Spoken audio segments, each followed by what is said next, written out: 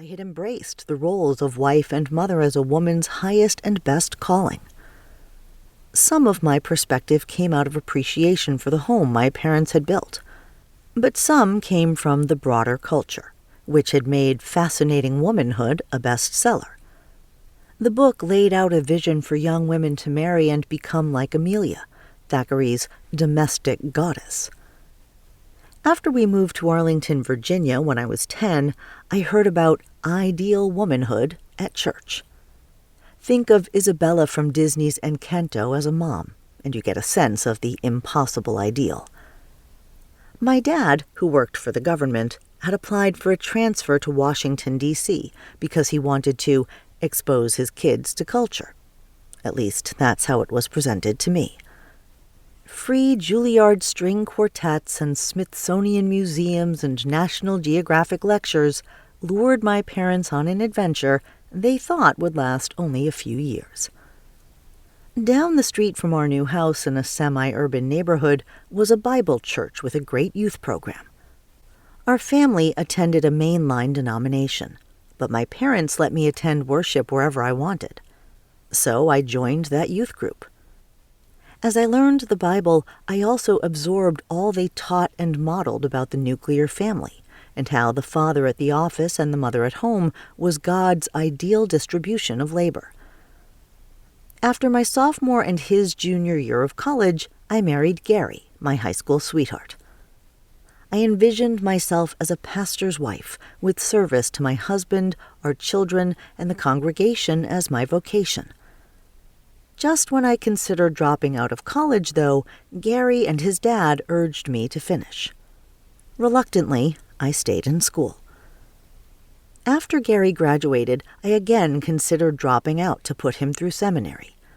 But he convinced me to finish while he taught high school science, math, and biology. After I graduated, we moved to Texas, and I took a job to support him. He always had broader views about what I could do than I had for myself. I felt the need to assure friends and family that I had no aspirations to make a vocation of my work in human resources. I was employed with the Financial Services Corporation only to put hubby through. Some expressed concern that my being the primary breadwinner would undermine Gary's manhood. I wondered about that too. But Gary insisted his manhood was not that fragile, and I noticed in the scriptures that Jesus and the 12 were supported by women's income. Luke chapter 8, verse 3. 6 years after we moved to Dallas, Gary graduated, so we decided it was time to expand our family.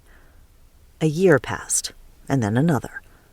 I went to the doctor who prescribed some pills. A third year. Nothing. And then it happened. A positive pregnancy test. I ran to the store to pick up steaks for what I envisioned as the best dinner of our lives. I borrowed a friend's china and set up the table by her pool so I could surprise my husband with the big news. He was going to have a new name. Dad. But cheers turned to sobs when I miscarried. 7 pregnancy losses and an ectopic pregnancy requiring emergency surgery sums up our second decade of marriage. My fluctuating hormones left me wondering who I really was. Meanwhile, my husband wondered what had happened to his happy wife, as he could barely reach me in my grief. During my final surgery, this one an emergency because of the ectopic pregnancy, I asked my doctor to tie my tubes. I saw my womb as a tomb for embryos and a danger to my health. Following my recovery, we moved forward with adoption. We had 3 failed adoptions in 3 years. Gary and I stood ready to lavish love on a child, yet every door to parenting slammed shut.